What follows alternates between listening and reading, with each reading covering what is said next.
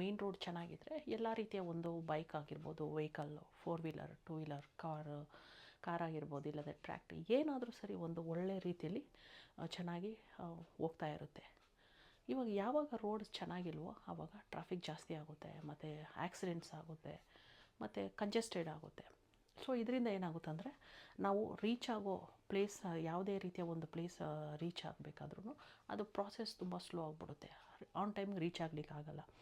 ಅದೇ ಥರ ನಮ್ಮ ಬಾಡಿಯಲ್ಲಿ ಬ್ಲಡ್ ವೆಸಲ್ಸ್ ಅನ್ನೋದು ತುಂಬ ಇಂಪಾರ್ಟೆಂಟು. ಬ್ಲಡ್ ವೆಸಲ್ಸ್ ಅನ್ನೋದು ಎಷ್ಟು ಇಂಪಾರ್ಟೆಂಟ್ ಅಂದರೆ ಅದು ಪ್ರತಿಯೊಂದು ನಮ್ಮ ಬಾಡಿಯಲ್ಲಿ ಎಲ್ಲ ಒಂದು ಫಂಕ್ಷನ್ಸು, ಹಾರ್ಮೋನ್ಸ್ ಆಗಿರ್ಬೋದು, ನ್ಯೂಟ್ರಿಷನ್, ಆಕ್ಸಿಜನ್, ಮತ್ತು ಇಮ್ಯುನಿಟಿ ಸೆಲ್ಸ್ ಆಗಿರ್ಬೋದು, ಆ್ಯಸಿಡ್ ಆ್ಯಂಡ್ ಆಲ್ಕಲೈನ್ ಬ್ಯಾಲೆನ್ಸು, ಮತ್ತು ಪ್ರತಿಯೊಂದನ್ನು ಎಲ್ಲನೂ ಸಪ್ಲೈ ಆಗೋದು ಈ ಬ್ಲಡ್ ವೆಸಲ್ಸಿಂದನೇ. ಬ್ಲಡ್ ವೆಸಲ್ಸ್ ಅನ್ನೋದು ಎಷ್ಟು ಇಂಪಾರ್ಟೆಂಟು. ಸೊ ಯಾವಾಗ ಈ ಬ್ಲಡ್ ವೆಸಲ್ಸು ನಮ್ಮ ಬಾಡಿಯಲ್ಲಿ ಫಂಕ್ಷನ್ಸ್ನ ಸರಿಯಾಗಿ ಚೆನ್ನಾಗಿ ಮಾಡಲ್ವೋ ಆವಾಗ ನಮ್ಗೆ ಎಲ್ಲ ರೀತಿಯ ಕಾಯಿಲೆಗಳು ಬರುತ್ತೆ. ಸೊ ಇದು ಯಾವ ರೀತಿ, ಇದು ಸಿಂಪಲ್ಲಾಗಿ ಯಾವ ರೀತಿ ಬ್ಲಡ್ ವೆಸಲ್ಸು ಇದಾಗುತ್ತೆ, ಪ್ರಾಬ್ಲಮ್ಸ್ ಬರುತ್ತೆ, ಯಾವ ರೀತಿ ಅದು ಕೊಲೆಸ್ಟ್ರಾಲ್ಸ್ ಮತ್ತು ಟಾಕ್ಸಿನ್ಸ್ ಅದೆಲ್ಲ ಬ್ಲಡ್ ವೆಸಲ್ಸಲ್ಲಿ ಕಲೆಕ್ಷನ್ ಆಗುತ್ತೆ, ಸೇರಿಕೊಳ್ಳುತ್ತೆ ಅನ್ನೋದ್ರ ಬಗ್ಗೆ ನಾನು ನಿಮಗೆ ಅರ್ಥ ಮಾಡಿಸ್ತೀನಿ.